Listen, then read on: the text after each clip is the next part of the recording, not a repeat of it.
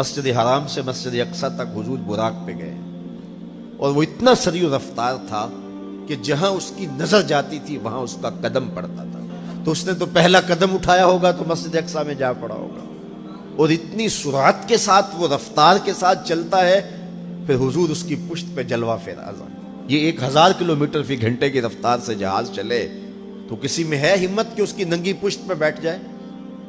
ہوا کی مزاحمت ہی گوارا نہ ہو, پڑخ چڑ جائیں, آگ لگ جائے, اور جو کروڑوں میل فی سیکنڈ کی رفتار سے جا رہا ہے اس کی ننگی پشت پہ بیٹھنے والے شاہ سوار کی عظمت کو سلام کرنے کو جی نہیں چاہ رہا. اچھا, پھر اتنی سرعت کے ساتھ جائیں تو راستے میں کوئی دکھائی بھی دے تو سجھائی نہیں دیتا, اچھی طرح پہچان نہیں پاتا بندہ. یار تم گزرے تھے, کہا میں تیزی میں تھا, تو تیزی میں جو چیز نظر آئے تو اس کو پوری طرح پہچانا نہیں جاتا. لیکن اب اس رفتار سے جا رہے ہیں, لیکن معرفت کا عالم کیا ہے کہ میں حضرت موسیٰ کی قبر کے قریب سے گزرا, میں نے دیکھا وہ قبر میں کھڑے ہو کے نماز پڑھ رہے, اور حضور ابھی وہاں پہنچتے ہیں مسجد اقصی میں تو حضرت موسیٰ علیہ السلام پہلے وہاں موجود تھے. یا تو یہ ماننا پڑے گا کہ یہاں بھی موجود تھے وہاں بھی موجود تھے, اور یا پھر یہ ماننا پڑے گا کہ وہ پہلے چلے گئے. اور اگر پہلے چلے گئے تو پھر کیا وہ میرے حضور سے پہلے چلے گئے؟ تو جواب آیا کہ نہیں, حضور علیہ السلام تو اپنی رفتار سے جا ہی نہیں رہے تھے. حضور تو جا رہے تھے براق کی رفتار سے, اور حضرت موسیٰ گئے ہیں نبوت کی رفتار سے. براق بہت سریع ہوگا لیکن نبوت سے سریع نہیں ہو سکتا, اس لیے حضرت موسیٰ پہلے پہنچ گئے. یہ ایک مرحلہ مکمل ہوا. اب دوسرا مرحلہ, مسجد اقصی سے لے کے پہلے آسمان تک وہ نور کی ایک سیڑھی تھی, اور یہ براق سے بھی زیادہ سریع رفتار تھی. یہ دوسرا مرحلہ تھا. اور پھر تیسرا مرحلہ, پہلے آسمان سے لے کر کے 7ویں آسمان تک فرشتوں کے پروں پہ گئے. 7ویں آسمان سے سدرہ تک جبریل امین کے پروں پہ گئے. یہ چوتھا مرحلہ تھا, اور ہر مرحلہ پہلے مرحلے سے سریع تھا. اور پھر سدرہ پہ جا کے جبریل نے بھی کہا کہ آگے میں نہیں جا سکتا. لو دنوت خطوۃ لاحترقت, اگر میں آگے بڑھوں تو جل کے راکھ ہوتا ہوں. تو حضور علیہ السلام کے لیے ایک سبز نوری تخت لایا گیا جسے رف رف کہتے تھے. اس پہ حضور تشریف فرما ہوئے. پھر وہ کس صورت سے گیا, ان 4 مراحل سے زیادہ سریع رفتار تھا. رف رف کی منتہائی پرواز جب ہوئی تو میں اعلی حضرت کی روح سے فیض لے کے کہتا ہوں کہ رف رف کے بھی بس بس ہو گئے. اب یہ 5 مراحل اپنی انتہا کو پہنچے. اب یہ حضور کی ذاتی رفتار نہیں تھی, ذاتی رفتار اب شروع ہونے لگی ہے. اللہ اکبر. پھر آواز آئی, ادنو منی یا احمد, پیارے رک کیوں گئے ہو, آگے آؤ. اللہ اکبر. اور حضور پھر اعلی حضرت فرماتے ہیں کہ ڈرتے جھجکتے آگے بڑھے. کیوں؟ جلال و ہیبت کا سامنا تھا, جمال و رحمت ابھارتے تھے. عبد تھے نا, معبود کے حضور حاضر ہو رہے تھے, تو جلال و ہیبت کا سامنا تھا, جمال و رحمت ابھارتے تھے. آواز آئی, محبوب آگے بڑھیے. حضور نے ایک قدم اٹھایا. اب پھر فاصلہ کتنا طے ہوا ایک قدم میں؟ مسجد حرام سے لے کے مسجد اقصی تک براق نے جتنا فاصلہ طے کیا, مسجد اقصی سے لے کر پہلے آسمان تک نور کی سیڑھی نے جتنا فاصلہ طے کیا, اور پہلے آسمان سے 7ویں آسمان تک, اور پھر وہاں سے سدرہ تک جبریل اور فرشتوں نے جو فاصلے طے کیے, پھر اس کے بعد رف رف جہاں تک گیا. ٹوٹل ان 5 مراحل میں جتنے فاصلے طے ہوئے, حضور کے ایک قدم اٹھنے سے اتنے فاصلے طے ہو گئے. اب یہ رفتار تھی میرے حضور کی. پھر ہر قدم میں اتنا فاصلہ طے ہوتا جتنا پیچھے ٹوٹل قدموں سمیت فاصلہ طے ہو چکا ہوتا. اب کوئی حساب کر کے تو دکھائے. اللہ اکبر. اور پھر آواز آتی گئی, بڑھ اے محمد, قریب ہو احمد, قریب آ سرور ممجد, نثار جاؤں وہ کیا ندا تھی, وہ کیا سما تھا, وہ کیا مزے تھے. 70,000 مرتبہ آواز آئی, اور حضور کے قدم اٹھتے گئے. پھر کہاں تک پہنچے, کوئی حد ہے ان کے عروج کی, بالا غل اولابے. اور اس کو میرے رب نے سفر نہیں کہا, کہا یہ ابھی میرے نبی کی سیر ہے. کیا سمجھو گے میرے رسول کو, اس کی سیر اتنی سریع ہے کہ تمہاری عقلیں تھک گئی ہیں, اور اگر وہ سفر کرنے پہ آئے تو پھر عالم کیا ہوگا. سی راز میراج محبتاں دا, نہیں سی کسے دی سمجھ وچ آن والا, سدیا طالب تے گیا مطلوب ہوتے, جبرائیل سی صد لے جان والا, بازے آخدے بن دروازیاں تو کیویں پہنچیا عرش تے جان والا. ابر عقل نو ایتھے دخل کیے جانے جان والا یا لے جان والا. یہ میرے رب کا دعویٰ ہے. اپنے محبوب کو سیر میں نے کروائی. اچھا سیر کروائی کیوں؟ تو کہا کہ میں اپنے عجائب قدرت کی نشانیاں اپنے عبد خاص کو، عبد منیب کو، عبد مختار کو، عبد مکرم کو دکھانا چاہتا ہوں. اور پھر اللہ جل شانہ نے اپنے محبوب کو اتنی نشانیاں دکھائیں جن کا تعلق دیکھنے سے بھی تھا، جن کا تعلق وجدان سے بھی تھا، محسوسات سے بھی تھا، سننے سے بھی تھا.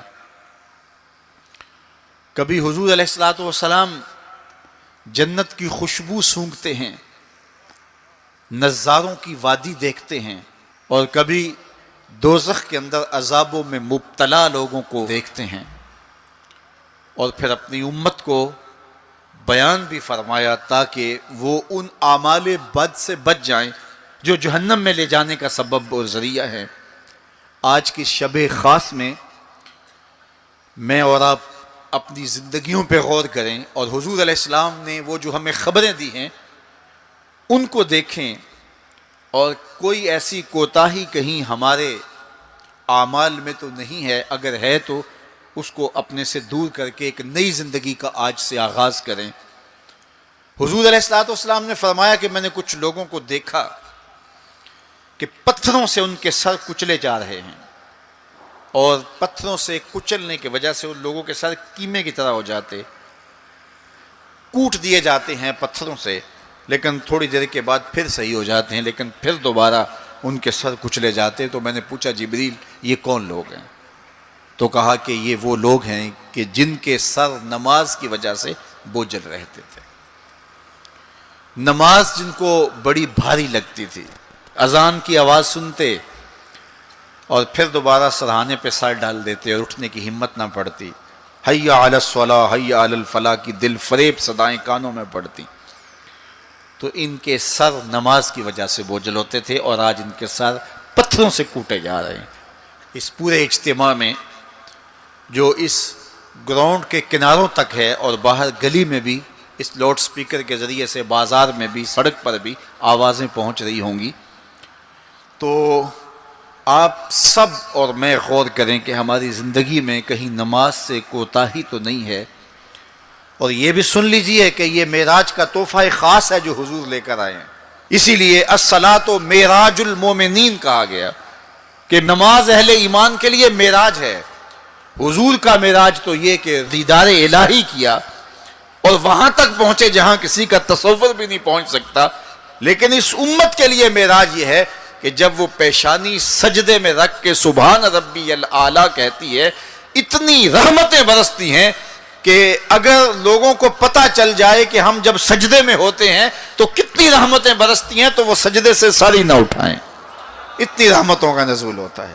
اس لیے اس امت کا معراج یہ ہے کہ یہ 5 گانا نماز شعار زندگی بنا لے، کبھی بھی نماز قضا نہ ہونے دے، اپنی زندگی میں نمازوں کو اس طرح شامل کرے کہ نماز کا وقت آئے تو بے چینی ہو کہ نماز کی ادائیگی ہو، اور ایک نماز کے بعد دوسری نماز کا انتظار کرنے لگ جائیں.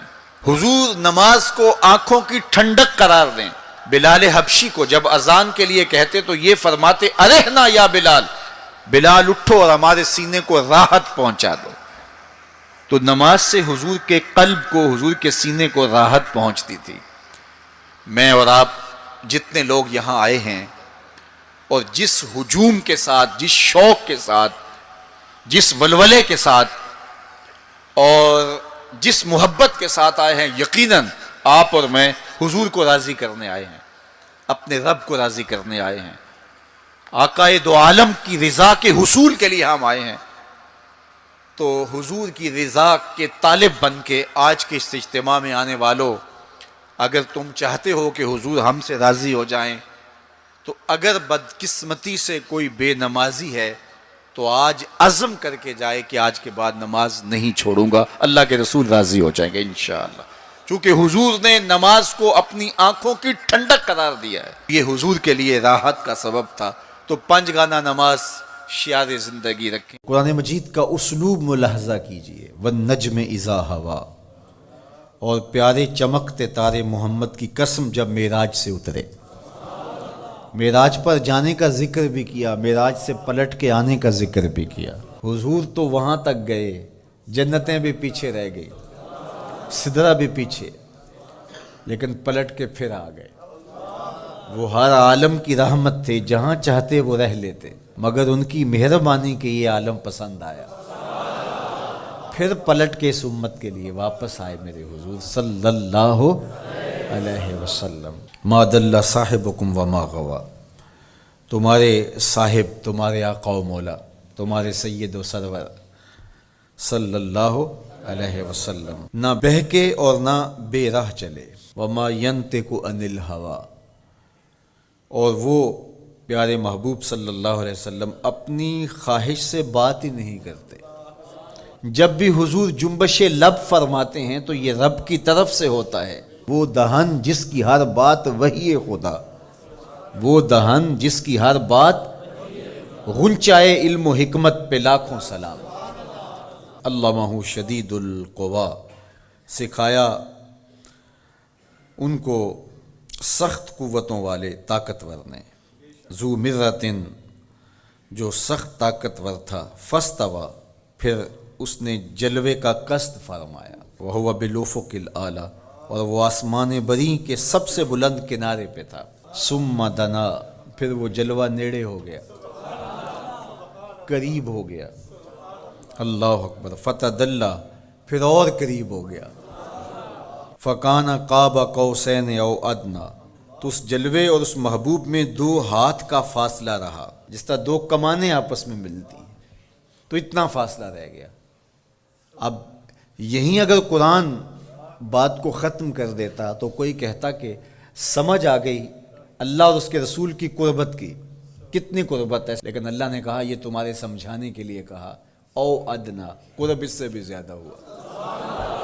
تم تو اتنا ہی سمجھ سکتے ہو نا، کس طرح 2 کمانیں آپس میں جڑتی ہیں۔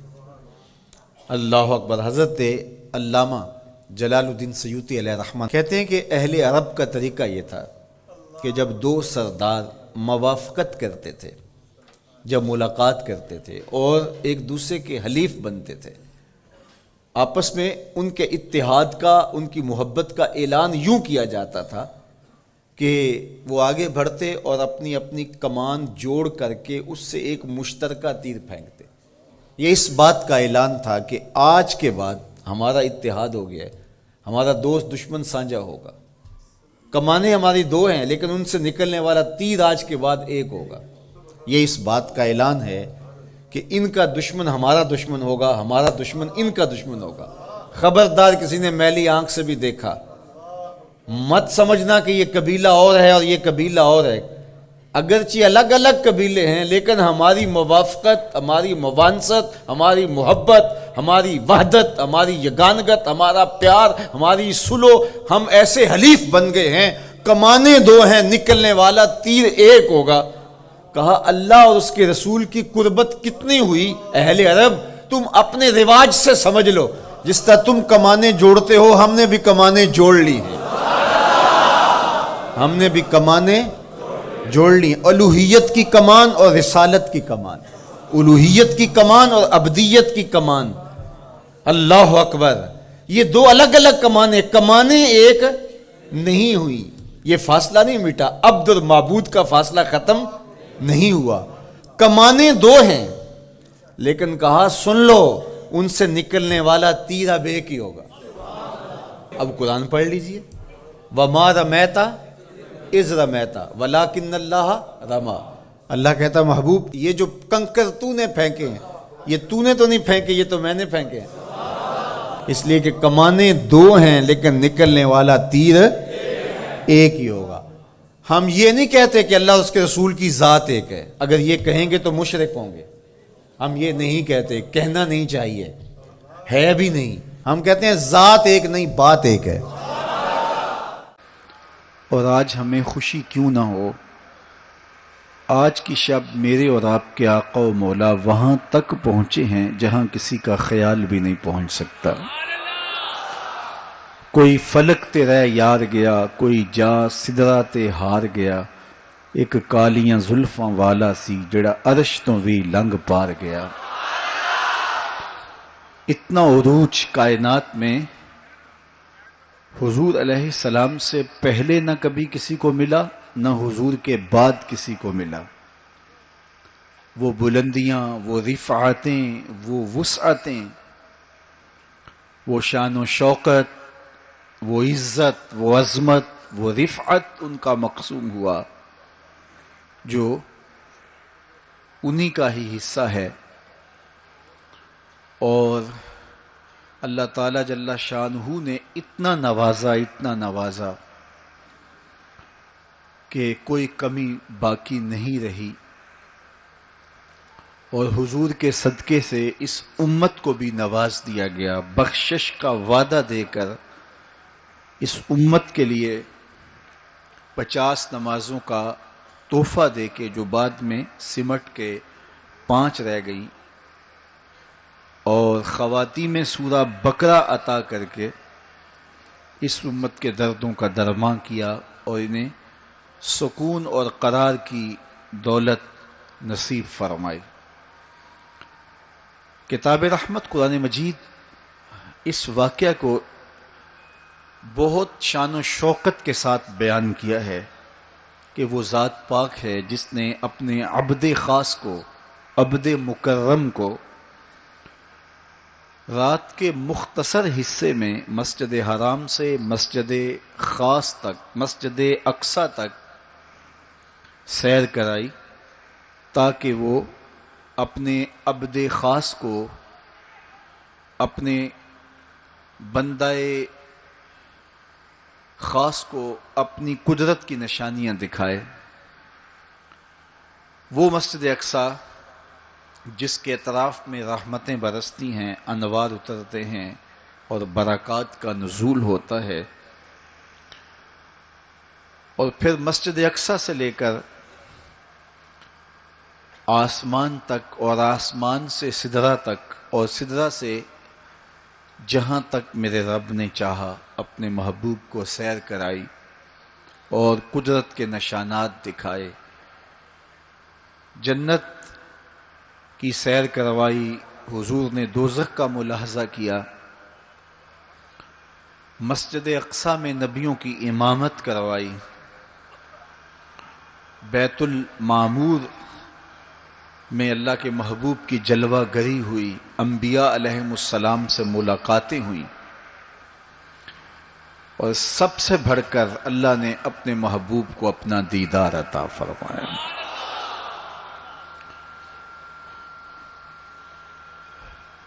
اب اس سرعت کے ساتھ، جس تیزی کے ساتھ حضور علیہ السلام تشریف لے گئے کہ رات کا مختصر حصہ تھا، قلیل وقت میں حضور گئے بھی ہیں اور آئے بھی ہیں، اور یہ ایک بہت بڑا امتحان تھا لوگوں کے لیے۔ کھرے اور کھوٹے کی پہچان ہونی تھی، لوگوں کے ایمان کا امتحان تھا، اور کفار نے اس پہ بہت ساری باتیں کی، اور ان کے ماننے میں یہ بھی نہیں آتا تھا کہ مسجد حرام سے مسجد اقصی تک کیسے گئے۔ ابو جہل نے گلی گلی جا کے پروپیگنڈا کیا کہ ہمارا کون سا مسجد اقصی میں آنا جانا نہیں ہے، تو 1 مہینہ جاتے ہوئے لگتا ہے، 1 مہینہ آتے ہوئے لگتا ہے، تو چھو کے بھی آنا ہو تو 2 ماہ چاہیے، اور یہ رات کے مختصر وقفے میں وہاں سے ہو کر آنے کی بات کر رہے ہیں، تو یہ کیسے ہم تسلیم کریں، یہ باتیں کیسے مان لیں؟ تو وہ مسجد حرام سے لے کے مسجد اقصی تک حضور علیہ السلام کے جانے اور آنے کو نہیں مانتے تھے، اور ماننے والوں نے کہا سر عرش بھی گئے ہیں اور واپس آئے ہیں، ہم اسے بھی مانتے ہیں۔ ابو جہل نے گلی گلی جا کے کہا، اور اس نے یہ سمجھا کہ یہ میرے ہاتھ ایک چیز آ گئی ہے جس سے میں لوگوں کو حضور سے دور کر سکوں، اور وہ پوچھتا پھرتا تھا، بتاؤ یہ بات ماننے میں آتی ہے؟ اچانک حضرت ابو بکر صدیق رضی اللہ تعالیٰ عنہ سے ملاقات ہو گئی تو کہا ابو بکر تم ہی بتاؤ اگر کوئی کہے کہ رات کے مختصر حصے میں گیا بھی ہوں اور پلٹ کے بھی آیا ہوں تو یہ بات ماننے میں آتی ہے؟ تو فرمایا بالکل ماننے میں نہیں آتی، چھو کے بھی آنا ہو تو 2 ماہ چاہیے۔ سمجھا لوہا گرم ہو گیا، اب چوٹ پورے ٹکانے پہ بیٹھے گی، تو کہنے لگا کہ پھر جن کا کلمہ تم پڑھتے ہو انہوں نے یہ دعویٰ کیا ہے۔ تو حضرت ابو بکر صدیق فرماتے ہیں کہ وہ اس سے بھی عجیب کرے تو میں وہ بھی ماننے کو تیار ہوں، وہ تو آسمان کی خبریں دیتے ہیں، ہم وہ بھی مانتے ہیں۔ تو محبت والوں کے لیے، ایمان والوں کے لیے تو یہ قابل تعجب نہیں ہے۔ قرآن بتاتا ہے کہ حضرت سلیمان علیہ السلام نے کہا کہ مجھے تخت بلقیس چاہیے، تو ایک جن کھڑا ہو گیا، حضرت یہ خدمت میں سر انجام دیتا ہوں، کب تک لے کر آؤ گے؟ اس نے کہا دوپہر تک لے آؤں گا، مجلس برخاست ہونے سے پہلے پہلے تخت حاضر کر دوں گا۔ اور وہ کوئی ڈبیا نہیں تھی کہ جیب میں ڈال کے لے آنی ہو، وہ تخت اتنا بڑا تھا کہ 60 ہاتھ چوڑا تھا، 80 ہاتھ لمبا تھا اور کئی ہاتھ موٹا تھا، 7 کوٹڑیوں میں مکفل تھا، پہرے دار کھڑے تھے، 1 مہینے کی مسافت پہ تھا۔ اس کو جیب میں بھی ڈال کے لانا ہو تو پھر بھی 2 ماہ چاہیے، لیکن وہ اتنا بڑا تخت، اس کو وہاں سے لانا کوئی تماشائے لبے بام تو نہیں تھا۔ لیکن جن نے کہا حضرت میں مجلس برخاست ہونے سے پہلے پہلے وہ تخت حاضر کر دیتا ہوں۔ قرآن نے ساری تفصیل سورہ النمل میں بیان کی۔ اب کتنی بڑی پیشکش تھی، لیکن حضرت سلیمان نے کہا نہیں، مجھے اس سے بھی پہلے چاہیے۔ پھر وہ اٹھا جس کے سینے میں کتاب اللہ کا علم تھا، قال الذی عندہ علم من الکتاب۔ مفسرین نے ان کا نام آصف بن برخیہ بتایا ہے، جو حضرت سلیمان کا صحابی تھا۔ اس نے کہا حضرت میں یہ سعادت اپنے ذمے لینا چاہتا ہوں، آپ کو اگر جلدی چاہیے تو میں لے آتا ہوں۔ تو آپ نے فرمایا وہ تو دوپہر تک کا ٹائم دے رہا، بتاؤ تم کب لاؤ گے؟ تو وہ شخص جو زبور کا عالم تھا اور حضرت سلیمان علیہ السلام کا صحابی تھا، وہ بولا انا آتی کا بہی قبل ان یرتد الیک طرفک، حضور آپ آنکھ بعد میں جھپکیں گے، تخت پہلے حاضر ہوگا۔ اور حضرت سلیمان نے ابھی آنکھ جھپکی نہیں تھی، تخت سامنے پڑا ہوا تھا۔ بے ساختہ پکارا ھذا من فضل ربی، یہ میرے رب کا فضل ہے کہ جس نے میرے ماننے والے کو یہ روحانی طاقت اور توانائی نصیب کر دی۔ میں آپ سے کہتا ہوں کہ حضرت سلیمان کے امتی کی یہ شان ہے کہ 1 مہینے کی مسافت پر پڑا ہوا تخت آنکھ جھپکنے سے پہلے حاضر کر دیتا ہے، اور خود سلیمان مقتدی بن کے مسجد اقصی میں جس امام کے پیچھے کھڑے ہوں، اس امام کی شان کا عالم کیا ہوگا، ان کی رفعتوں کا عالم کیا ہوگا۔ تو یہ ایک امتحان ہے معراج، اور میرے اور آپ کے آقا و مولا کی عظمتوں کو ماننے والوں نے کہا کہ یہ بعید نہیں ہے، اللہ اپنے محبوب علیہ السلام کو جہاں چاہے جتنے وقت میں چاہے لے جا بھی سکتا ہے، اور اللہ کی دی ہوئی طاقت سے محبوب واپس پلٹ کے آ بھی سکتے ہیں۔ لوگوں نے یہ کہا کہ جسم اتنی سرعت کے ساتھ اگر محو سفر ہو تو تحلیل ہو جائے، تو میاں تخت سلیمان تحلیل نہیں ہوا، اور یہ حضرت سلیمان کے مقتدی کی تخت بلقیس جو ہے وہ تحلیل نہیں ہوا، اور یہ حضرت سلیمان کے مقتدی کی روحانی قوتوں کا کرشمہ ہے۔ تو جب ان کے مقتدی کی قوتوں کا یہ کرشمہ ہے تو ان کے امام کی طاقتوں کا عالم کیا ہوگا اور رفتوں کا عالم کیا ہوگا۔ باقی یہ دعویٰ میرے رب کا ہے، سبحان الذی اسری بعبدہ، وہ ذات پاک ہے جس نے اپنے عبد خاص کو سیر کرائی۔ اور پھر دنیا ورطہ حیرت میں ہے کہ اتنے مختصر حصے میں اتنے قلیل وقت میں کیسے گئے اور کیسے پلٹ کے آئے. اور میرے رب نے کہا کہ سن لو، یہ میرے محبوب کا سفر نہیں ہے، یہ میرے محبوب کی سیر ہے. سبحان الذی اسرا، یہ میرے محبوب کا سفر نہیں ہے، یہ میرے محبوب کی سیر ہے. اور آپ جانتے ہیں سفر اور سیر میں فرق. سفر تیزی کے ساتھ کیا جاتا ہے. میں اب جو فاصلہ طے کر کے آیا ہوں، تو اگر میں سیر کی غرض سے یہاں آتا تو مجھے 2 گھنٹے لگتے، اور اگر میں گاڑی پہ بھی آتا تو پھر بھی مجھے کم از کم پونا گھنٹہ چاہیے تھا. لیکن میں 15-20 منٹ میں یہاں پہنچنے کی کوشش کی ہے، کیونکہ میری نگاہ میں ایک ہدف تھا کہ میں نے دیے گئے وقت کے مطابق یہاں پہنچنا ہے. وہ تو باہر بے تحاشا رش نہ ہوتا تو میں وقت سے 5 منٹ پہلے ہی پہنچ پاتا. تو میں دائیں بائیں سے بے نیاز ہو کے اپنی منزل پہ نگاہیں گاڑے ہوئے سرپٹ دوڑ رہا تھا اور یہاں تک آ پہنچا. لیکن سیر جو ہوتی ہے اس میں ہر منظر پہ رکا جاتا ہے، ٹھہرا جاتا ہے. کوئی نظارہ ہو تو اس سے لطف اندوز ہوا جاتا ہے. اب اتنی سرعت کے ساتھ گئے اور واپس پلٹ کے آئے. میرا رب کہتا ہے یہ میرے محبوب کا سفر نہیں تھا، یہ میرے محبوب کی سیر تھی. کیا سمجھو گے میرے محبوب کو؟ جس کی سیر تمہاری سمجھ میں نہیں آتی، اگر وہ سفر کرے تو پھر کیسے سمجھو گے؟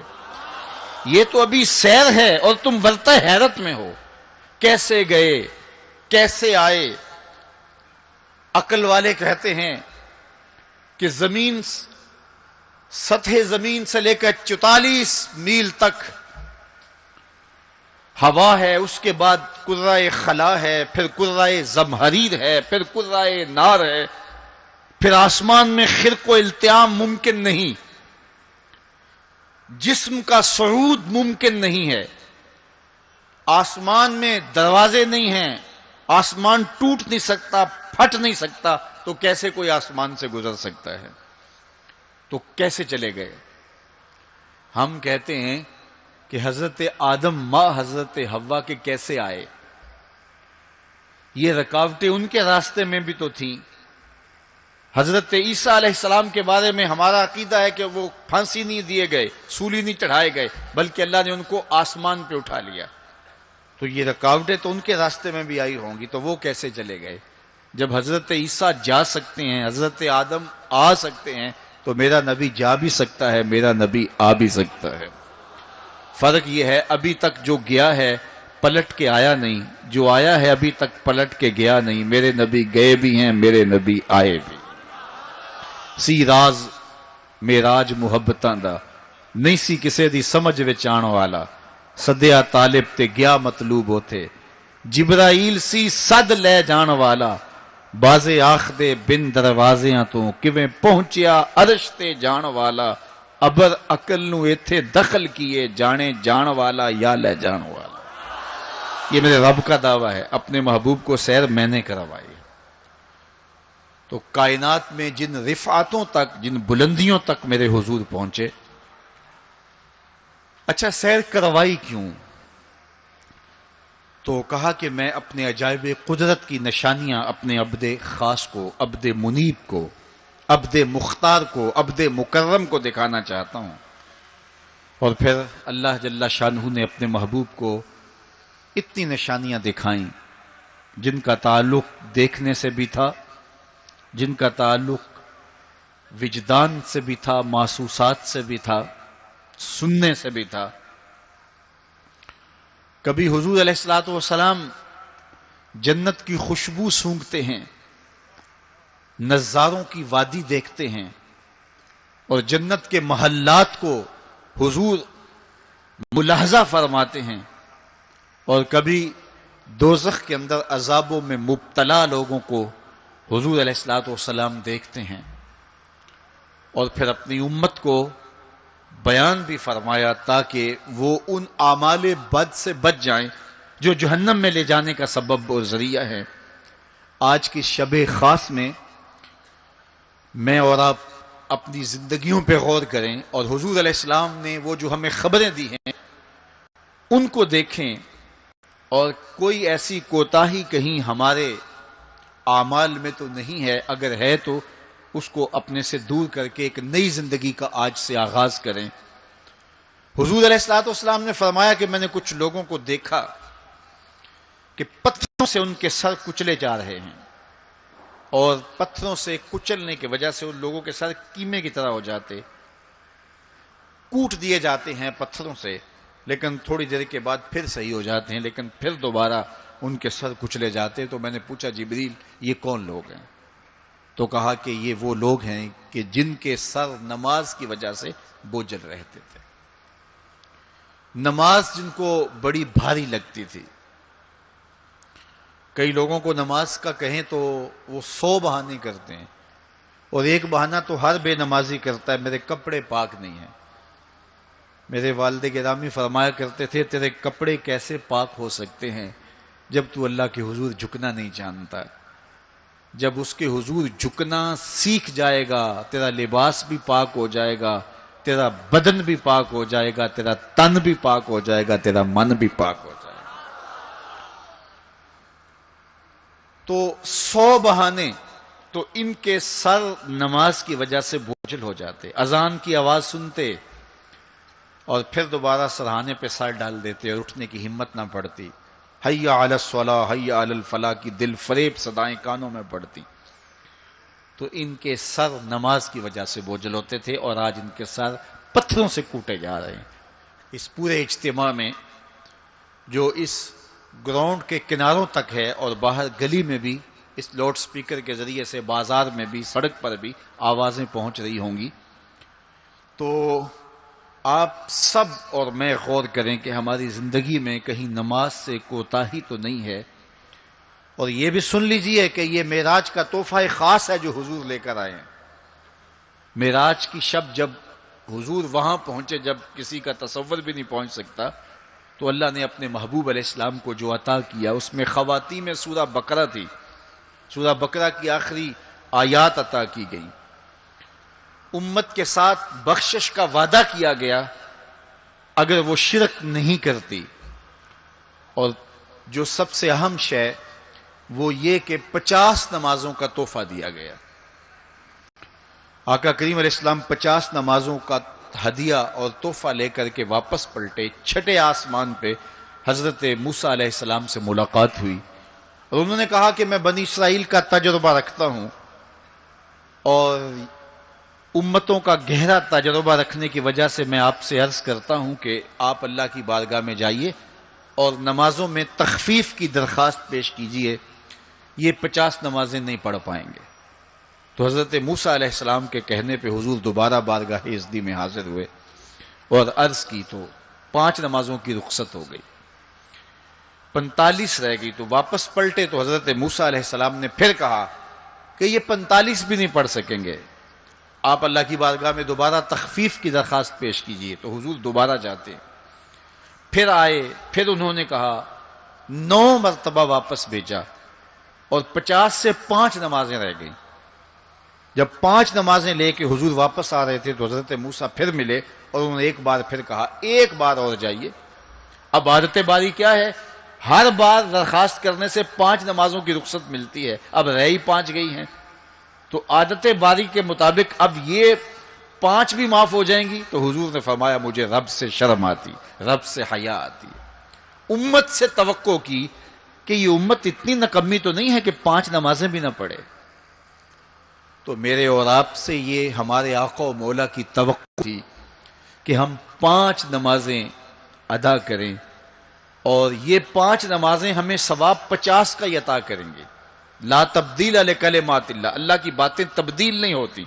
بظاہر یہاں 9 مرتبہ تبدیلی آئی ہے، لیکن اللہ نے ایک ضابطہ دیا، من جاء بالحسنۃ فلہ عشر امثالھا، جو ایک نیکی کرے 10 کا ثواب دیتا ہوں، پڑھو گے 5 ثواب 50 کا ہی عطا کروں گا، چونکہ اللہ کی باتیں تبدیل نہیں ہوتی۔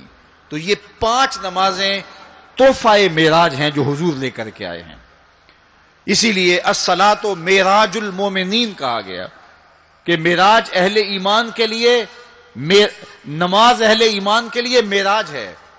حضور کا معراج تو یہ کہ رخ مالک سے پردے اٹھے اور دیدار الہی کیا اور وہاں تک پہنچے جہاں کسی کا تصور بھی نہیں پہنچ سکتا۔ لیکن اس امت کے لیے معراج یہ ہے کہ جب وہ پیشانی سجدے میں رکھ کے سبحان ربی الاعلیٰ کہتی ہے، اتنی رحمتیں برستی ہیں کہ اگر لوگوں کو پتہ چل جائے کہ ہم جب سجدے میں ہوتے ہیں تو کتنی رحمتیں برستی ہیں تو وہ سجدے سے ساری نہ اٹھائیں، اتنی رحمتوں کا نزول ہوتا ہے۔ اس لیے اس امت کا معراج یہ ہے کہ یہ 5 گانا نماز شعار زندگی بنا لے، کبھی بھی نماز قضا نہ ہونے دے، اپنی زندگی میں نمازوں کو اس طرح شامل کرے کہ نماز کا وقت آئے تو بے چینی ہو کہ نماز کی ادائیگی ہو، اور ایک نماز کے بعد دوسری نماز کا انتظار کرنے لگ جائیں۔ میرے اور آپ کے آقا و مولا نے فرمایا مجھے تمہاری دنیا سے صرف 3 چیزیں پسند ہے، حبب الی من دنیاکم ثلاث، تمہاری دنیا سے صرف 3 چیزیں پسند ہے، خوشبو، پاکیزہ عورتیں اور میری آنکھوں کی ٹھنڈک نماز میں رکھی گئی۔ حضور نماز کو آنکھوں کی ٹھنڈک قرار دیں، اور فرمایا بلال حبشی کو جب اذان کے لیے کہتے تو یہ فرماتے ارحنا یا بلال، بلال اٹھو اور ہمارے سینے کو راحت پہنچا دو۔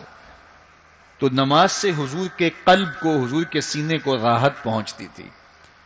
میں اور آپ جتنے لوگ یہاں آئے ہیں اور جس ہجوم کے ساتھ، جس شوق کے ساتھ، جس ولولے کے ساتھ اور جس محبت کے ساتھ آئے ہیں، یقیناً آپ اور میں حضور کو راضی کرنے آئے ہیں، اپنے رب کو راضی کرنے آئے ہیں، آقائے دو عالم کی رضا کے حصول کے لیے ہم آئے ہیں۔ تو حضور کی رضا کے طالب بن کے آج کے اس اجتماع میں آنے والوں، اگر تم چاہتے ہو کہ حضور ہم سے راضی ہو جائیں، تو اگر بدقسمتی سے کوئی بے نمازی ہے تو آج عزم کر کے جائے کہ آج کے بعد نماز نہیں چھوڑوں گا، اللہ کے رسول راضی ہو جائیں گے انشاءاللہ، چونکہ حضور نے نماز کو اپنی آنکھوں کی ٹھنڈک قرار دیا ہے، اپنے دل کا قرار نماز کو قرار دیا۔ ارحنا یا بلال، بلال ہمیں راحت پہنچا دو اذان دے کے، تو یہ حضور کے لیے راحت کا سبب تھا۔ تو 5 گانا نماز شعار زندگی رکھیں، اور جنہیں نماز نصیب ہے وہ یہ سمجھیں کہ نماز معراج المومنین ہے، تو پھر ہمیں سجدے میں اس کی لذت کیوں نصیب نہیں ہوتی؟ تو وہ اپنے خیالات کو قابو میں کریں، اپنی نماز میں یکسو ہو جائیں، پڑے سجدے میں ہوں اور کھڑے دکان پہ ہوں تو پھر سجدہ سرور بخش نہیں ہوگا، پھر قیام لذت آفری نہیں ہوگا۔ تو اپنی نماز کو اس قدر یکسو کر لو کہ جب تم سجدے میں ہو، قیام میں ہو، رکوع میں ہو، تو سجدے، قیام اور رکوع کی لذت تمہیں حاصل ہو رہی ہو، تو پھر معراج کی لذتیں تمہیں نماز میں نصیب ہوں گی اور قرار نصیب ہوگا۔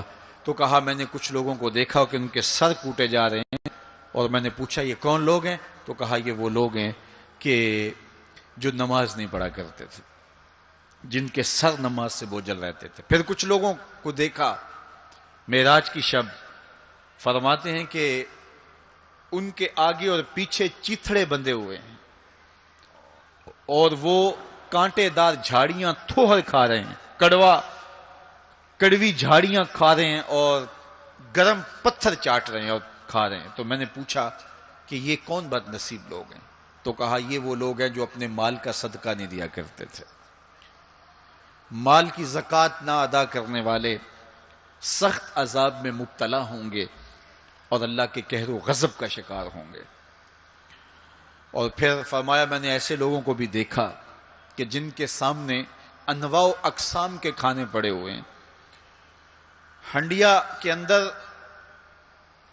اچھے تازہ اور خوشبودار معقولات موجود ہیں، لیکن وہ ان کو نہیں لے رہے، بلکہ بدبودار سڑا ہوا گوشت کہیں پڑا ہے اور وہ اس کو اٹھا کے کھا رہے ہیں۔ تو مجھے حیرت ہوئی، تو میں نے جبریل سے پوچھا کہ یہ کون بد نصیب لوگ ہیں کہ ان کے سامنے بھنا ہوا تازہ گوشت موجود ہے، خوشبودار گوشت موجود ہے، لیکن یہ اس بدبودار اور متعفن میں ہاتھ مار رہے ہیں تو کہا یہ آپ کی امت کے وہ بد نصیب لوگ ہیں کہ جن کو پاک طاہر اور پاکیزہ بیویاں میسر تھیں، لیکن اس کے باوجود وہ ناپاک عورتوں کے بستروں پہ راتیں بسر کرتے تھے۔ دور موجود کے اندر برائی اور بدی تیزی کے ساتھ پھیلتی چلی جا رہی ہے، اور جدید ذرائع ابلاغ نے، جس میں سوشل میڈیا پیش ہے، آنکھوں سے حیا تو چھین ہی لیا ہے، خیالوں کی پاکیزگی تو چھین ہی لی ہے، عصمت کے جوہر پر اتنی تیزی سے یہ آلات حملہ آور ہیں کہ اپنی نئی نسلوں کو بچانا اور ان کی حفاظت کرنا بہت ضروری ہو گیا ہے۔ میری اور آپ کی ذمہ داری ہے کہ ہم اپنی اولادوں پر گہری نظر رکھیں اور ان کی حفاظت کریں، چونکہ اگر عصمت کا جوہر محفوظ نہ رہا تو پھر پلے کچھ بھی نہیں رہا، اگر آبرو سلامت نہیں رہی تو پھر پلے کچھ بھی نہیں رہا۔ قیامت کے دن ان لوگوں کو اس صورت کے اندر لایا جائے گا کہ وہ یہ غلیظ کھانے کھا رہے ہوں گے، اور ذلت اور رسوائی کی وہ زندگی ان کو سہنا پڑے گی، اور اللہ کے قہر و غضب کا شکار ہونا پڑے گا۔ اپنی خلوت کو اور اپنی جلوت کو پاکیزہ رکھنے کی کوشش کرو، اور اللہ کی رضا اپنا مقصود زندگی بنا لو۔ وہ آنکھ جو غیر محرم کو شہوت کی نظر سے دیکھتی ہے، قیامت کے دن جہنم کی آگ سے بھر دی جائے گی۔ اپنے خیالوں کو بھی پاکیزہ کرو، اپنی سوچوں کو بھی پاکیزہ کرو، اور اپنی زندگی کی ایک ایک ساتھ کو اپنے مالک کے حضور پیش کرو، اور اللہ سے توفیق مانگو خیر کی اور برکت اور رحمت کی۔ جب انسان کی نگاہ پاک نہیں رہتی تو خیال پراگندہ ہوتے ہیں، خیالات کی ناپاکیزگی اس کی عصمت کے جوہر پہ حملہ آور ہوتی ہے، اور شیطان کے لیے یہ بڑی خوشی کی بات ہے کہ کوئی نوجوان اپنی عصمت اور اپنی آبرو کو داؤ پہ لگا دے۔ تو دور موجود کے اندر یہ فتنہ تیزی کے ساتھ بڑھتا چلا جا رہا ہے، اس میں ہماری معاشرت کی ناہمواریاں اور جدید ذرائع ابلاغ اور قرب قیامت کی وجہ سے فتنوں کا آسمان سے بارش کی طرح برسنا ہے، لیکن جو اپنے آپ کو بچا لے وہی سرخرو ہوگا، جو نہیں بچا پائے گا وہ اپنی دنیا اور آخرت برباد کر لے گا۔ اللہ کے محبوب نے ارشاد فرمایا کہ میں نے کچھ لوگوں کو دیکھا کہ ان کی زبانیں لوہے کی کینچیوں سے کاٹی جا رہی ہیں، آگ کی کینچیوں سے کاٹی جا رہی ہیں۔ دو روایات ہیں، لوہے کی کینچیوں سے اور آگ کی کینچیوں سے۔ تو میں نے پوچھا جبریل یہ کون لوگ ہیں؟ تو کہا حضور یہ آپ کی امت کے فتنہ پرور خطیب ہیں، جو کہا کرتے تھے ان کا اپنا وہ عمل نہیں ہوا کرتا تھا۔ لوگوں کے اندر فتنہ اور فساد بپا کرنے والے لوگ، جن کی زبان کی تلخیاں معاشروں کے اندر تفریق پیدا کرتی ہیں، بھائی بھائی سے لڑ پڑتا ہے، میاں بیوی کے درمیان تفریق پیدا کر دیتے ہیں، نفرت کی چنگاریاں ان کی زبان اگلتی ہے، اور ان کے لہجے لوگوں کے اندر تفریق، تشدد، افتراق اور فرقہ بندیاں پیدا کرتے ہیں۔ تو ایسے لوگ قیامت کے دن ان کی زبانیں لوہے کی کینچیوں سے کاٹ دی جائیں گی، جس کی صورت اللہ کے محبوب پہلے ہی ملاحظہ فرما چکے۔ تو بدترین اس امت کے لوگ بھی علماء ہیں، اور بہترین اس امت کے لوگ بھی علماء ہیں۔ فتنہ انہی سے شروع ہوتا ہے اور انہی میں پلٹتا ہے۔ ان کے پاس بیٹھنے سے خیر ملتی ہے اگر وہ خیر کی راہوں کے مسافر ہوں، اور اگر یہ طبقہ خراب ہو جائے اور شر پہ اتر آ جائے، شر پہ اتر آئے، تو پھر سب سے زیادہ شر بھی انہی کے دامن سے پھوٹتی ہے۔ ان کی زبان جب زہر اگلنے لگے اور ان کے لفظ شعلے بن جائیں تو معاشرے بسم ہو کے رہ جاتے ہیں، اور معاشرے جل کے خاشاک ہو جاتے ہیں۔ اس لیے خاص طور پہ اس طبقے کو اپنا ہمیشہ محاسبہ کرنے کی ضرورت ہے کہ ہمارے عمل سے، ہمارے رویے سے، طرز زندگی سے، ہماری گفتگو سے، ہمارے کسی لہجے سے کسی کے لیے تفریق، تشدد، افتراق اور لڑائی پیدا نہ ہو۔ تو یہ بات بہت ہی اہم ہے جو اللہ کے محبوب علیہ الصلوۃ والسلام نے بیان فرمائی۔ اللہ کے محبوب علیہ السلام فرماتے ہیں میں نے ایک منظر دیکھا کہ ایک سوراخ ہے، اس سے ایک بیل نکلتا ہے، نکلنے کے بعد دوبارہ گھسنے کی کوشش کرتا ہے لیکن گھس نہیں پاتا۔ تو میں نے جبریل سے پوچھا کہ یہ کیا ماجرا ہے؟ تو جبریل نے کہا کہ حضور یہ ان لوگوں کی مثال بیان کی ہے جو زبان سے بڑا بول نکال دیتے ہیں اور پھر دوبارہ اس کو لینا چاہتے ہیں تو پھر وہ واپسی نہیں ہو سکتی۔ بعض اوقات آپ کوئی ایسی بات کر دیتے ہیں جس سے فتنہ پھیلنا شروع ہو جاتا ہے، جس سے شر پھیلنا شروع ہو جاتی ہے، جس سے معاشرے کے اندر تشتت اور افتراق پیدا ہونا شروع ہو جاتا ہے، جس سے لوگ آپس میں الجھ پڑتے ہیں۔ تو آپ آرام سے زبان سے کوئی جملہ نکال دیتے ہیں لیکن بعد میں اس کو واپس لینا چاہیں لیکن وہ شر پھیل چکی ہوتی ہے۔ تو اسی لیے ہمارے بزرگوں نے ہمیں یہ کہا ہے کہ بولنے سے پہلے 100 مرتبہ بات کو تول لو، غور کر لو، فکر کر لو۔ کمان سے تیر نہ نکلا ہو، آپ کے پاس اختیار ہوتا ہے کہ جب چاہو اس کو پھینک لو، لیکن جب آپ کمان سے تیر چھوڑ چکے ہوں تو پھر آپ کا اختیار ختم ہو جاتا ہے۔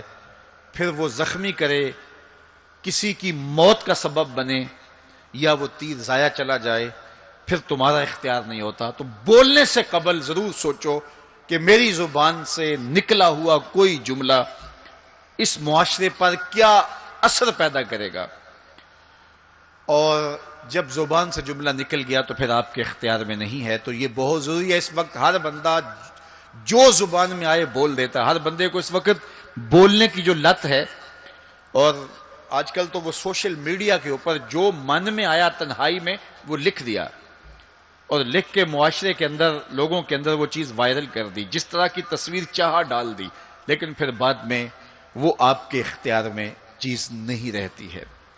بلکہ اب تو اتنے بخسیس اور اتنے نیچ فطرت کے لوگ بھی سوشل میڈیا پہ بیٹھے ہوئے ہیں۔ کسی زمانے کے اندر جو گندے مزاج کے لوگ ہوتے تھے وہ واش روم کے اندر بیٹھ کر کے چھپ کے اپنے خب سے باطن کا اظہار کرتے تھے، اور واش روم کی دیواروں کے اوپر جو ان کے من میں غلاظت ہوتی وہ لکھ دیا کرتے تھے۔ پبلک واش رومز کے اندر ایسے مناظر آپ نے بھی دیکھے ہوں گے کہ انسانیت کا سر شرم سے جھک جاتا ہے۔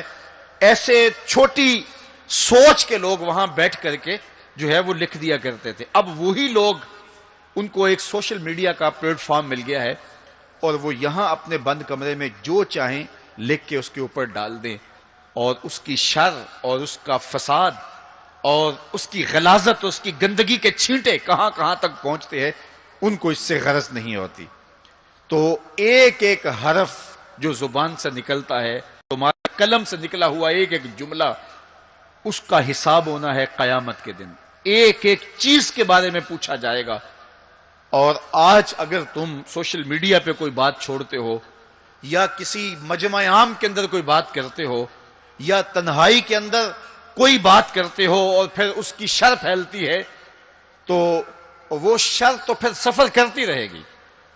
تم اب وہ جملے کہنے چھوڑ بھی دو، تم اپنا وہ اکاؤنٹ بند بھی کر دو، لیکن وہ شر، وہ غلاظت، وہ گندگی، وہ چھینٹے جو اڑے تھے وہ آگے بڑھتے رہیں گے، اور اس کا گناہ تمہارے نامہ اعمال میں، تمہارے کھاتے میں درج ہوتا رہے گا، حتیٰ کہ تم مر بھی گئے تو پھر بھی تمہارے نامہ اعمال کے اندر وہ سب کچھ اترتا رہے گا۔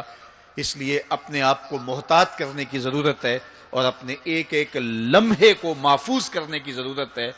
اپنے وقت کو قیمتی جانو۔ اپنی زبان کو کھولنے سے قبل 100 بار سوچو کہ جو میں لفظ کہہ رہا ہوں وہ کیا مجھے کہنا چاہیے یا نہیں۔ میرے اور آپ کے آقا و مولا نے فرمایا جو اللہ اور پچھلے دن پر ایمان رکھتا ہے وہ خیر کی بات کہے ورنہ چپ رہے۔ اس کا چپ رہنا اس کے لیے بہتر ہے، اور اگر وہ کہنا چاہتا ہے تو وہ خیر کی بات کہے۔ تو فرمایا میں نے وہاں بیل نکلتے ہوئے دیکھا، اور پھر دوبارہ گھسنا چاہتا ہے تو گھس نہیں پاتا۔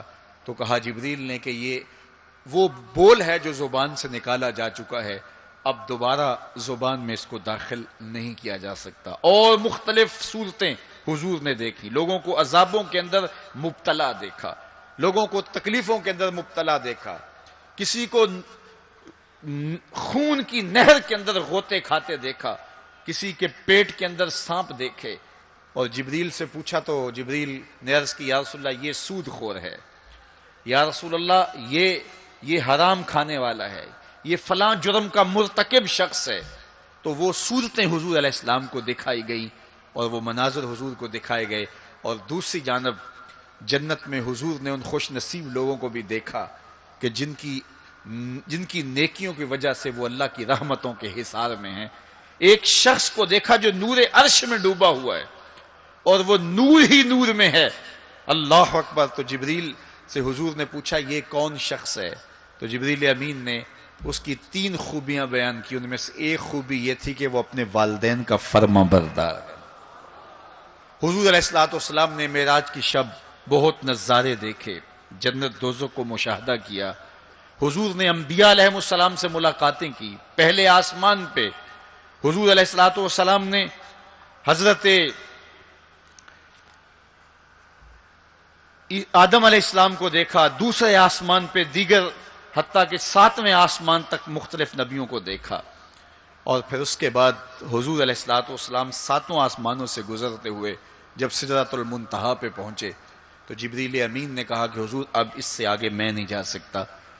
اللہ اکبر. پھر سبز نوری تخت آیا جس پہ حضور جلوہ فراز ہوئے. رف نامی اس تخت پہ حضور بیٹھے.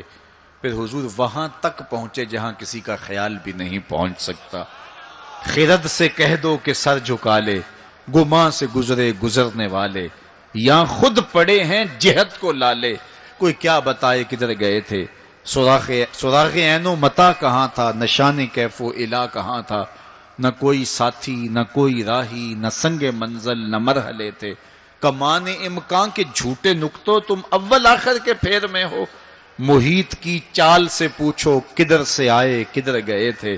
کوئی حد ہے ان کے عروج کی، بلغل اولاب کمالے. حضور علیہ السلام فرماتے رأیت ربی فی احسن صورہ. اللہ اکبر. سب سے بڑی دولت جو حضور نے ملاحظہ کی، سب سے بڑا نور جو حضور نے دیکھا، سب سے بڑی قدرت کی نشانی جو حضور نے دیکھی وہ یہ تھا کہ حضور نے سر کی آنکھوں سے اپنے رب کا دیدار کیا. نور ہی نور، اجالے ہی اجالے، روشنیاں ہی روشنیاں. اللہ اکبر. خود بلایا محبوب کو اور اپنا جلوہ دکھایا. ایک کوہ طور پہ خود چل کے جاتے ہیں. رب آرنی انظر الیک، مالک میں تجھے دیکھنا چاہتا ہوں. تو جواب کیا ملتا ہے؟ لن ترانی، اے موسیٰ تم مجھے نہیں دیکھ سکتے. اور ایک ام ہانی کے گھر لیٹے ہیں اور چادر اوڑھ کے استراحت کر رہے ہیں. جبریل جا کے حاضر ہو کے عرض گزار ہوتے ہیں ان اللہ اشتاق الی لقائک یا رسول اللہ. محبوب آپ لیٹے ہو، آپ کا رب آپ کا دیدار کرنا چاہ رہا ہے. تبارک اللہ، شان تیری، تجھی کو زیبا ہے بے نیازی. کہیں پہ وہ جوش لن ترانی، کہیں تقاضے وصال کے تھے. ایک کوہ طور پہ خود چل کے جاتا ہے اور دیدار کی طلب کرتا ہے. مالک میں تجھے دیکھنا چاہتا ہوں. جواب کیا ملتا ہے؟ لن ترانی، اے موسیٰ تم نہیں دیکھ سکتے. پہم اصرار ہوتا ہے بار بار، یا اللہ میں تجھے دیکھنا چاہتا ہوں. علماء نے لکھا جب یہ کہہ دیا گیا تم نہیں دیکھ سکتے تو پھر تقاضا کیوں تھا؟ کہا اس لیے کہ رب کا کلام سنا تھا، اس لیے تڑپ تھی. جس کے کلام میں اتنا لطف ہے دیدار کا مزہ کیا ہوگا. تو کہا تھا مالک میں تجھے دیکھنا چاہتا ہوں. اچھا اگر مجھے دیکھنا چاہتے انظر الی الجبل، اس پہاڑ کو دیکھو. اگر یہ اپنی جگہ پہ کھڑا رہا تو تم مجھے دیکھ لو گے. اللہ نے اپنی رویت کو استقرار جبل کے ساتھ معلق کر دیا. علامہ سعد الدین تفتزانی علیہ رحمہ نے شرح عقائد نصفیہ میں اس پہ گفتگو کی ہے کہ ممکن کے ساتھ معلق بھی ممکن ہوتا ہے. گویا اللہ کا دیدار ممکن ہے تو اللہ تعالیٰ جل شانہ نے کہا کہ اس پہاڑ کو دیکھو، یہ اگر اپنی جگہ ٹھہرا رہا تو تم مجھے دیکھ لو گے. یہ الگ بات ہے کہ وہ پہاڑ ٹھہر نہ سکا، اللہ کے جلووں کی تاب نہ لا سکا. اللہ تعالیٰ نے اس پہاڑ پہ جب اپنی تجلی کا نزول کیا، اور وہ بھی تجلی ذاتی نہیں تھی، تجلی صفاتی، اور اس کا بھی عکس پرتو ظل اور سایہ اس پہاڑ پہ ڈالا، اور پہاڑ اس جلوے کی تاب نہیں لا سکا. طور جلنے لگا. خر موسیٰ سائے کا قرآن بتاتا ہے. حضرت موسیٰ علیہ السلام بھی بے ہوشی کی کیفیت میں زمین پر تشریف فرما ہو گئے. اللہ اکبر. اس کے بعد جب ہوش میں آئے تو حضرت موسیٰ اللہ کی بارگاہ میں عرض گزار ہے مالک میں تیرے حضور توبہ کرتا ہوں، میں نے تقاضا ہی کیوں کیا؟ اللہ اکبر، جلووں کی تاب نہیں لا سکے، اور وہ تجلائے ذاتی بھی نہیں تھی، تجلائے صفاتی تھی، اور وہ بھی تجلائے صفاتی کا عکس تھا، سایہ تھا، اور وہ بھی پہاڑ پہ پڑا، پہاڑ سے منعکس ہو کے حضرت موسیٰ علیہ السلام پہ آیا، لیکن تاب نہیں لا سکے۔ لیکن اللہ کے دیدار کا سرما تو آنکھوں میں لگ گیا تھا، ایک جھلک تو پڑی تھی۔ امام حلبی نے لکھا ہے کہ اس کے بعد حضرت موسیٰ کی نگاہوں کا عالم یہ تھا کہ کالی رات کے اندھیرے میں کالے پتھر پر کالے رنگ کی چیونٹی کو 9 فراسخ دور سے، ایک فرسخ 3 میل کا ہوتا ہے، 27 میل دور سے، تقریباً 50 کلومیٹر دور سے کالے رنگ کی چیونٹی کو کالے پتھر پر کالی رات کے اندھیرے میں چلتا ہوا دیکھ بھی لیتے تھے، اس کے قدموں کی آہٹ کو سن بھی لیتے تھے۔ یہ اللہ کا کلام سننے کی وجہ سے کانوں میں یہ سماعت آ گئی، اور اللہ کا دیدار کرنے کی وجہ سے آنکھوں میں یہ توانائی آ گئی کہ 50 کلومیٹر دور کالی رات کے اندھیرے میں شب دہجور کی ظلمتوں میں کالے رنگ کی چیونٹی کو چلتا ہوا دیکھتے بھی، اس کے قدموں کی سرسراہٹ کو سنتے بھی۔ یہ اس کی نظر کا کمال ہے جس نے تجلائے صفاتی کا پرتو پہاڑ پہ پڑتے ہوئے دیکھا اور تاب نہ لا سکا، اور جو ذاتی تجلیوں میں گم رہا اور آنکھ بھی نہیں جھپکتا، اس محمد عربی کی نگاہوں کا عالم کیا ہوگا، ان کی نظروں کا عالم کیا ہوگا۔ اسی لیے فرمایا انی ارا ما لا ترون واسمع ما لا تسمعون، جو میں دیکھتا ہوں وہ تم نہیں دیکھتے، جو میں سنتا ہوں وہ تم نہیں سنتے۔ تو تجلائے صفاتی کا پرتو پڑا ہو تو نظر اتنی تیز ہو جائے، اور تجلائے ذاتی کا عکس جس نے دیکھا، تجلائے ذاتی کے جلووں میں جو گم رہا ہو، تو اس کی نگاہوں کا عالم کیا ہے۔ اللہ اکبر۔ یہاں تو خضا موسیٰ سائقہ ہے، وہاں کیا ما زاغ البصر وما طغى، آنکھ نہ ہی تو چندھیائی اور نہ حد ادب سے متجاوز ہوئی۔ کیسی آنکھ ہے، جب جلوائے محبوب دیکھا تو آنکھ چندھیائی بھی نہیں۔ آپ سورج کو دیکھیں اور وہ دوپہر پر ہو اور جو ہے وہ پورے جلال پر ہو تو آپ کی آنکھیں چندھیا جاتی ہیں، آپ دیکھ نہیں پاتے، آنکھوں میں پانی اتر آتا ہے۔ اب یہ آنکھیں کیسی تھیں کہ جب جلوائے جمال خدا دیکھا تو خدا کہہ رہا ہے، رب کہہ رہا ہے ما زاغ البصر، کیسی آنکھیں ہیں کہ جو چندھیائی نہیں ہیں، وما طغى، اور حد ادب سے متجاوز بھی نہیں ہوئی ہیں۔ دنیا پر ایسا ہوتا ہے، کسی منظر کو کوئی نظر دیکھے تو نظر منظر کی تعریف کرتی ہے نا، کوئی نظارہ دیکھے تو ناظر تعریف کرتا ہے نا، واہ واہ کیسا نظارہ تھا، کیسا منظر تھا۔ دنیا کے اوپر یہی ہوتا آیا ہے، لوگ جاتے ہیں گل عذاروں کو، پہاڑوں کو، کوساروں کو، وادیوں کو دیکھنے کے لیے، تو واپس پلٹتے ہیں تو کہتے ہیں کیا منظر تھا یار، پہاڑوں پہ جمی ہوئی برف، پھوٹتے جھرنے، بہتی ندیاں، کیا منظر تھا، کیا خوبصورت درخت تھے، اور درختوں کے اوپر کیا قدرت کے جمال کے رنگ تھے۔ اقبال بھی ایک منظر دیکھ کر آئے تو واپس کسی نے پوچھا کیا دیکھا وہاں، تو انہوں نے کہا من خدا را آنجا دیدم بے حجاب، میں نے اس کے جلوے وہاں بے نقاب دیکھے ہیں۔ تو جب کوئی ناظر کسی منظر کو دیکھتا ہے تو ناظر منظر کی تعریف کرتا ہے کہ واہ واہ کیسا منظر تھا، آنکھوں سے ہٹتا ہی نہیں ہے۔ یہ پہلی مرتبہ دنیا میں ایسا ہوا کہ ناظر نے منظر کو دیکھا تو منظر کہنے لگا واہ کیسی آنکھ ہے جو نہ چندھیاتی ہے نہ حد ادب سے گزرتی ہے۔ یہ پہلی بار ایسا ہوا، ما زاغ البصر وما طغى۔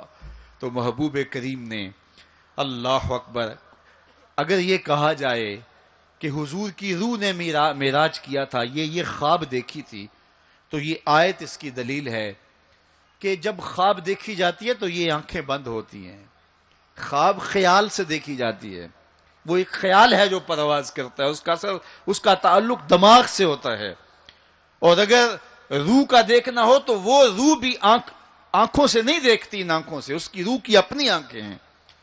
تو جب آنکھوں کا ذکر کیا کہ آنکھ چندھیائی نہیں اور حد ادب گزری نہیں، تو محبوب پتا چلا کہ جو جلوہ دیکھا تھا وہ خواب میں نہیں دیکھا تھا، وہ اس آنکھ نے دیکھا تھا۔ جو جلوہ دیکھا تھا وہ آنکھ نے دیکھا تھا، اسی لیے تو بات آنکھ پہ ہو رہی ہے. ما زاغ البصر وما طغى، آنکھ چندھیائی نہیں، حد ادب سے گزری نہیں، تو معلوم ہوا کہ جو دیکھا تھا وہ آنکھ نے دیکھا ہے، اسی لیے تو آنکھ کی بات ہو رہی ہے.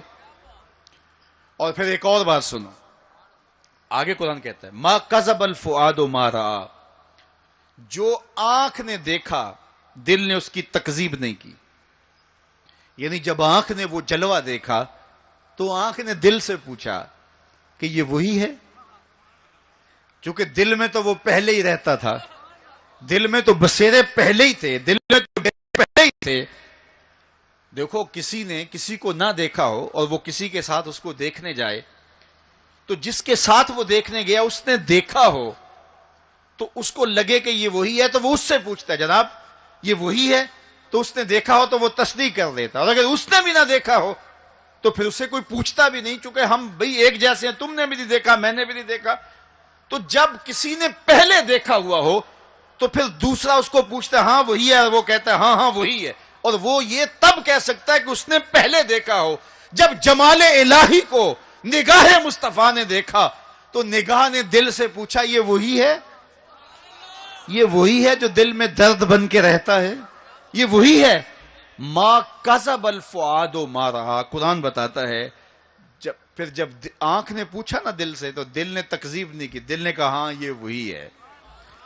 اب یہاں ایک جملہ کہتا ہوں اور میری تقریر یہاں اختتام کو بھی پہنچ جائے گی، تو یہ آپ کے لیے کافی قوی غذا ہوگی اور روح کو سرشار رکھے گی. اور وہ یہ کہ جو دل میں رہتا ہو وہ آنکھوں کے سامنے آئے، اسے تو معراج کہتے ہیں. جو دل میں بستا ہو وہ آنکھوں کے سامنے آ جائے، اسے ہی تو معراج کہتے ہیں. اس لیے دل نے تو پہلے ہی دیکھا تھا، دل میں تو وہ پہلے ہی رہتا تھا. آج شب جو ہے وہ آنکھ نے دیکھا تو آنکھ جو ہے وہ تڑپ کے دل سے پوچھتی ہے وہی ہے. اللہ اکبر. تو پھر آنکھ نے جب پوچھا تو دل نے ما کذب الفؤاد، دل نے تکذیب نہیں کی بلکہ دل نے تصدیق کی. اللہ اکبر. قرآن پوچھئے، قرآن کہتا ہے افتمارونہ علی ما یری، تم بحث کر رہے ہو، لڑ رہے ہو، الجھ رہے ہو آپس میں اس پر کہ جو اس نے دیکھا، تم دیکھنے پہ الجھ رہے ہو. وَلَقَدْ رَآهُ نَزْلَةً أُخْرَى، جو پھر اس نے 2 بار دیکھا. تم ایک بار کی بات کر رہے ہو، اس نے 2 بار دیکھا. اللہ اکبر. ما کذب الفؤاد ما رأى. آنکھ کیسی ہے؟ حد ادب سے آگے نہیں گزرتی، چندھیاتی بھی نہیں ہے. بات ساری آنکھ کی ہو رہی ہے تو پھر بات خواب کی کہاں آ گئی؟ آنکھ کی بات ہو رہی ہے، آنکھ ہی دل سے پوچھ رہی ہے تو بار بار آنکھ کی بات ہو رہی ہے. آنکھ نے دیکھا، آنکھ نے دیکھا. اچھا صرف دیکھا ہی کوئی بات نہیں ہوئی؟ اللہ اکبر. صرف دیکھا ہی کوئی بات نہیں ہوئی؟ قرآن سے پوچھتے ہیں، سورہ نجم اٹھاتے ہیں فَأَوْحَى إِلَىٰ عَبْدِهِ مَا أَوْحَى، کہاں باتیں بھی ہوئی تھیں. اللہ اکبر. اب ساری توجہ ادھر ہوگی. کیا بات ہوئی؟ اعلامیہ کیا جاری ہوا؟ یہ مرکزی نقطہ ہے نا. ملاقات ہوئی ہے، اب کان کھڑے ہو گئے. پھر کوئی بات بھی ہوئی؟ جواب آیا ہاں ہوئی. فَأَوْحَى، ہاں بات ہوئی. فَأَوْحَى إِلَىٰ عَبْدِهِ، اس نے اپنے بندے سے کوئی بات کی. اب سماعتیں رک گئیں، سانسیں بھی رک گئیں. اب سنیں تو صحیح کیا بات ہوئی. اب سنو کیا بات ہوئی. اور اس بات پہ بات ہی ختم ہے. کیا لفظ ہیں اور کیا قرآن کا اسلوب ہے. قرآن تو واقعی اللہ کا کلام ہے. پھر ذرا سنیے ذرا کیا منظر ہے، لطف کیا ہے کہ ملاقات ہوئی. ملاقات کو قرآن بیان کر رہا ہے. آنکھ جھپکی نہیں ہے، بات قرآن بتا رہا ہے. آنکھ نہ جھپکی ہے نہ حد ادب سے آگے گزری ہے. یہاں ایک اور بات عرض کرنا چاہوں گا، حد ادب سے آگے نہیں گزری، حد ادب سے متجاوز نہیں ہوئی. تو یہ جملہ بتاتا ہے یہ جبریل سے ملاقات کی بات نہیں بتائی جا رہی، یہ رب سے ملاقات کی بات بتائی جا رہی ہے. یہ حد ادب کی جو بات ہے، اس بات کو سمجھیں. پھر کہا، آنکھ نے پوچھا دل سے، دل نے کہا یہ وہی ہے. اللہ اکبر. آگے بڑھے، اب بات بھی کوئی ہوئی. کہا فَأَوْحَى إِلَىٰ عَبْدِهِ، اس نے اپنے بندے سے کوئی بات کی تھی. کوئی وہی کہتے ہیں اشارہ سریہ خفیہ، سرگوشی جسے کہتے ہیں. کسی کے کان میں کوئی بات کرنا. تو کہا پھر اس نے اپنے بندے سے کوئی بات بھی کی. کان کھڑے ہو گئے, سماعتیں رک گئیں, سانسیں رک گئیں. کیا بات ہوئی؟ جواب آیا, ما اوہا, تمہیں کیا لگے جو بھی ہوئی, کرنے والے نے کی, سننے والے نے سنی. فاوہا الی عبدہ, اس نے اپنے عبد خاص سے پھر کوئی بات کی. کان رکے, جواب آیا ما اوہا, جو بھی ہوئی. جو بھی ہوئی کرنے والا جانے یا سننے والا جانے. سی راز میراج محبتاں دا, نہیں کسے دی سمجھ وچ آن والا. سدیا طالب تے گیا مطلوب ہوتے, جبرائیل سی صد لے جان والا. بازے آخدے بن دروازیاں تو کیویں پہنچیا عرش تے جان والا. ابر عقل نو ایتھے دخل کیے, جانے جان والا یا لے جان والا.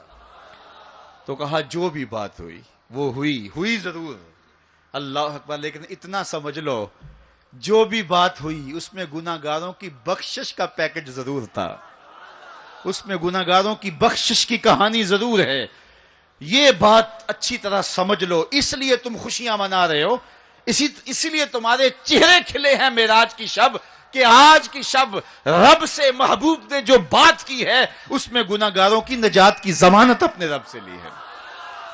اللہ اکبر. تو وہ شان عطا کی, وہ رفعت نصیب ہوئی, وہ بلندیاں نصیب ہوئی جو کسی اور کا مقسوم نہیں ہے. ایک شب کا محفل معراج کیا, ساری زندگی ان کے نام پر درود پڑھتے رہیں, ان کے دین کے لیے اپنے آپ کو وقف کر دیں, اور ایک ایک سانس ان کے نام کر دیں. حق کے شکر پھر بھی ادا نہ ہو, اس لیے کہ ہماری بخشش کی ضمانت اسی دہلیز سے ہوئی, اسی چوکھٹ سے ہوئی.